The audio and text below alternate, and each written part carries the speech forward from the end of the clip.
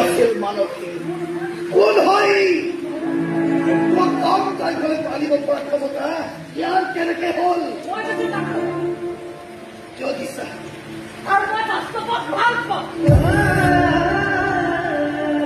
ভালতো ময়ো পাওঁ তোমাৰ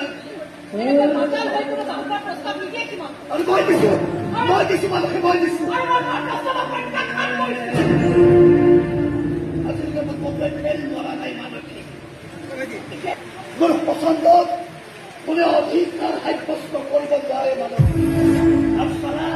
তয়ো নোৱাৰ হাৰাবি